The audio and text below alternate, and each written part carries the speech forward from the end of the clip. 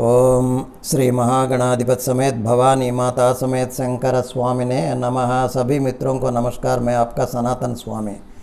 आज का विषय महत्वपूर्ण है, कृपया अंत तक ध्यान से सुनिएगा। आज का विषय ये है कि भगवद गीता क्यों पढ़ना चाहिए, क्या प्रयोजन है। क्योंकि कुछ लोग बिना प्रयोजन का तो कोई काम तो करते नहीं हैं। हम सब लोग अगर गाड़ी खरीदना है तो सबसे पहले पूछते हैं कि क्या माइलेज देती है, वही प्रयोजन। तो इसीलिए पहले प्रयोजन समझ लीजिए, ताकि आशा करता हूँ कि आप भगवद गीता जो है पढ़ने के लिए उत्सुक होंगे। तो सबसे पहले जो है, एक व्यक्ति एक दिन भगवद गीता पढ़ रहा था, तो मैंने उससे पूछा कि तुम क्या पढ़ाई कर रहे हो। तो उन्होंने बोला कि मैं भगवद गीता पढ़ रहा हूँ। अच्छा, क्यों पढ़ रहे हो?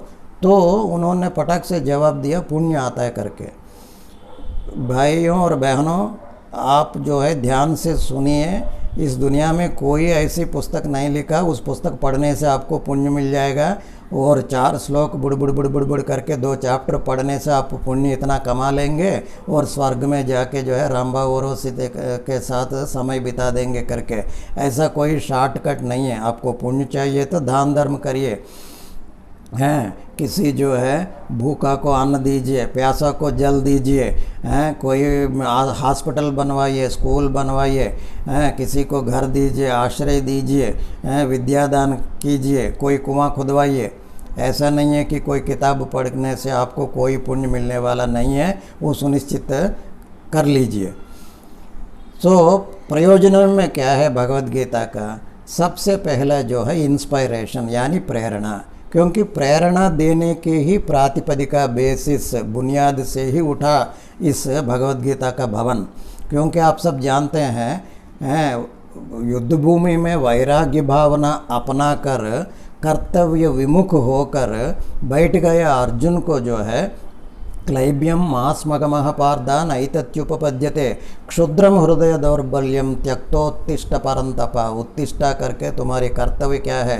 धर्म के लिए लड़ना। तुम क्षत्रिय हो, तुम्हारा कर्तव्य है, बाकी मत सोचना करके उनको जो है ये सारी उपदेश करते हुए दोबारा खड़ा किया युद्ध के लिए।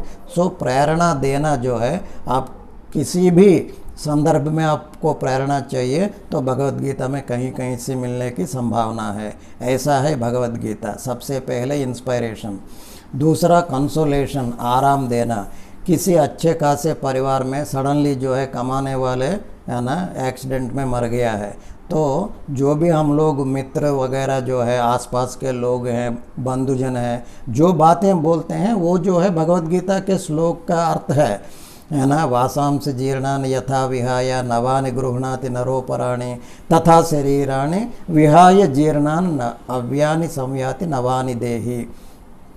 अव्यक्तादीनि भूतानि व्यक्तमद्यानि भारत अव्यक्त निधनान्येव तत्र का परिवेदना जातस्य हि ध्रुवो मृत्युः ध्रुवं जन्म मृतस्य च तस्मात् अपरिहार्यार्धे न त्वं शोचितुमर्हसि।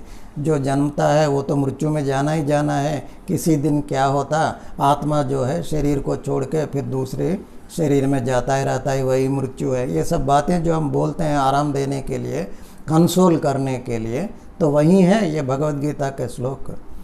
अच्छा, कंसोलेशन। तीसरा एश्योरेंस, अभय। अभय मतलब आप सब खो गया या कुछ तो खो गया, आप डिप्रेशन में हैं, मतलब आगे रास्ता नहीं दिखाई दे रहा है। जैसे महात्मा गांधी भी बोला है, हमारे जो है महान व्यक्तियाँ जैसे बाल गंगाधर तिलक, ये सब लोग, बहुत सारे लोग बोला कि हमको जब रास्ता नहीं दिखाई पड़ रहा था उस समय में जो है रास्ता दिखाने के लिए भगवद गीता को हमने पढ़े हैं, देखे हैं उसमें। क्योंकि भगवान जो है अभय दे रहा है, मतलब मैं हूँ ना। सर्वधर्मान परित्यज्य मामेकं शरणं व्रज हम त्वा सर्वपापेभ्यो मोक्षयिष्यामि मा शुचः कर्मण्येवाधिकारस्ते मा फलेषु कदाचन माँ कर्म फल हेतुर्भुः माति संगोस्त्वकर्मणि। तुम जो है मेरे शरण में आओ, मेरे को ऊपर सब छोड़ दो, तुम अपने काम करते रहो। कोई जो है आप डर को जो है छोड़ दो। हमारे सनातन साहित्य का एक ही वर्ड में अगर सार बोलना है तो वो अभय।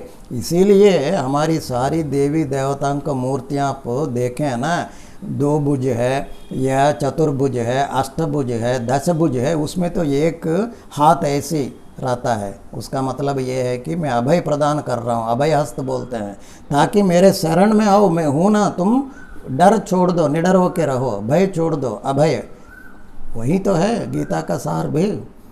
तीसरा जो है एश्योरेंस, अभय। चौथा नॉलेज, ज्ञान, है ना। जन्म क्या है, मृत्यु क्या है, कर्म क्या है, कर्मफल क्या है, यज्ञ क्या है, दान क्या है, कर्म सिद्धांत क्या है, कर्म योग क्या है, भक्ति योग क्या है, ज्ञान योग क्या है, ये सारी, है ना, शब्द और उसका अर्थ कहाँ से मिल रहा है? तो भगवत गीता में निर्वचनात्मक बोला हुआ है। तो ज़रूर आपका ज्ञान जो है कई गुना बढ़ जाता है, प्रॉपर अंडरस्टैंडिंग होता है एक एक विषय के पीछे। इसीलिए ज्ञान जो है बहुत देता है, स्पिरिचुअल ज्ञान और हमारी दैनिक ज्ञान भी। इसीलिए भगवत गीता का ये प्रयोजन है। अच्छा, नेक्स्ट जो है और बताता हूँ। पांचवा विषय जो है स्टैंडर्ड ऑब्लिक रेफरेंस है। प्रयोजन क्या है? मतलब प्रमाण या संदर्भानुसार रेफर करने के लिए उपयोगी है। वो कैसे? हम लोग बोलते हैं ना, युद्ध भूमि में मरने वाला वीर गति प्राप्त करते हैं, वीर स्वर्ग प्राप्त करते हैं, है ना। क्या गारंटी है? तो भगवान का वचन गारंटी है। हतो वा प्राप्य से स्वर्गम जित्वा वा मोक्ष से महिम करके अर्जुन को बोल रहे हैं। अर्जुन, अगर तुम इधर जो है तुम्हारा निधन हो गया, हत हो जाओगे, तो स्वर्ग में जाओगे। नहीं है, तुम जीत जाओगे तो ठीक है, अच्छा से जो है राजा का भाई है तो इधर ही जो है वो स्वर्ग भोग सारी जो है इधर ही अनुभव करेगा करके। दूसरा, कुछ लोग कहते हैं कि क्या जी आखिरी में, अंत में जो है जीवन के आखिरी क्षणों में अगर भगवान के स्मरण करने से क्या भगवान प्राप्त हो जाएंगे? तो उसके लिए भगवान स्वयं बोल रहे हैं ना, हस्तकाले च मामेव स्मरण मुक्त्वा कलेबरम यह प्रयाति समद्भावम याति नास्ति तत्र संशयः। No doubt about it. मतलब आखिरी क्षणों में जो भी मेरे ही चिंतन करते हुए अगर देह त्याग कर लेता है तो वो मुझे प्राप्त कर लेगा, मतलब मेरे पास आ जाएगा। तो इसका अर्थ ये नहीं है कि हम जो करना है सारी पाप करते करते आखिरी में ओम नमः शिवाय नारायण नारायण बोलने से वहीं चले जाएंगे करके। ऐसा नहीं होता, इतना आसान नहीं है, है ना। तो ये जो भी वगैरह है ऐसी विषयों का, अगर अच्छे दान क्या होता है ना, दातव्यम इति यद्दानम दीयते अनुपकारिणे, ये सब स्टैंडर्ड्स जो है भगवत गीता में मिलता है ना। ये सारी बातें हम जो डेली लाइफ में बोल रहे हैं वो सभी का जो है बेसिस या स्रोत है भगवत गीता तो है, भगवान का ही बोला हुआ शब्द है ये सारे। ठीक है, तो नेक्स्ट प्रयोजन छठवां जो है इम्प्रूवमेंट ऑब्लिक रिफाइनमेंट, अभ्युन्नति, शुद्धिकरण, संस्करण, जो भी कहिए।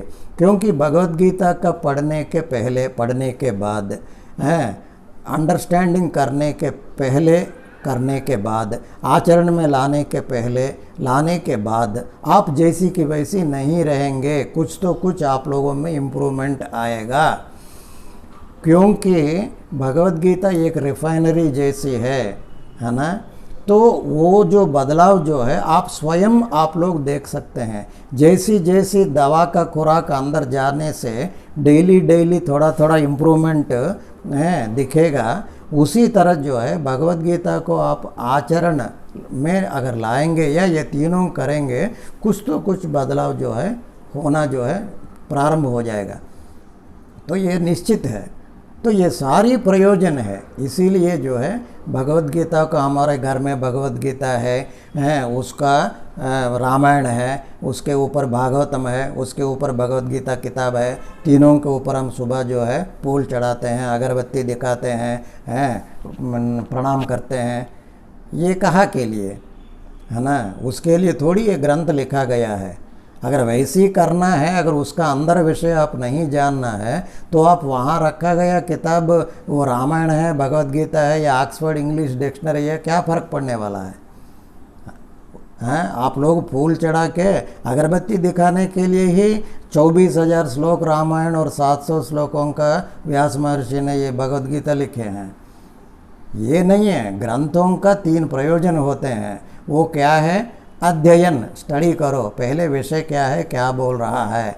दूसरा जो है अवलोकन, अंडरस्टैंडिंग, डीप लुक, है ना, पूरा समझो उसके बाद, क्योंकि नोट करके स्टडी करने से नहीं, पूरी जो है अपनी दृष्टिकोण से, दूसरी दृष्टिकोण से बार बार पढ़ के उसको समझने से वो पूरा पाचन हो जाएगा, तुम्हारी ब्लड में मिल जाएगा। तब आप चाहे अनचाहे आचरण में ऑटोमेटिकली समयानुसार आ जाएगा। तीसरा जो है आचरण, ग्रंथ के लिए तो वही 3 प्रयोजन है, अध्ययन, अवलोकन, आचरण। उसी के लिए तो ग्रंथ लिखते हैं। भगवान कृष्ण जो है मध्य में अर्जुन को रखकर पूरी मानवता से बात कर रहे हैं, हम सभी से बात कर रहे हैं, हम सभी लोगों से बात कर रहे हैं, है ना। क्योंकि विश्व कल्याण अगर चाहिए तो कहाँ से शुरुआत होगा? एक व्यक्ति से। अगर एक व्यक्ति में परिवर्तन आ जाएगा तो कुटुंब में आ जाएगा, कुटुंब में आ जाएगा तो वहाँ के समाज में आ जाएगा, फिर समाज में आ गया तो विश्व में फैल जाएगा। तो ये भगवत गीता जो है एक ऐसी उपदेश है, ये सभी प्रयोजन को मिलित करते हुए हम लोगों का जो है प्रॉपर्टी डॉक्यूमेंट जैसा, जैसे हमको घर का डॉक्यूमेंट जो है दादाजी से पिताजी और पिताजी से हमारे नाम पर हो गया ना, वैसे हमारा ओन डॉक्यूमेंट जैसा हम लोग समझने चाहिए, है ना। उसको तो लाकर में रखना चाहिए, इसको तो डेली देखना चाहिए, है। हमारा ओन डॉक्यूमेंट है, पीढ़ियों से जो है 5000 सालों से अभी तक जो है एक पीढ़ी से दूसरे पीढ़ी को हाथ में आता हुआ महान डॉक्यूमेंट है। तो जब तक प्रयोजन, क्योंकि मैंने एक किताब आपको दिया तो ये सुनिश्चित नहीं है कि आप पढ़ेंगे।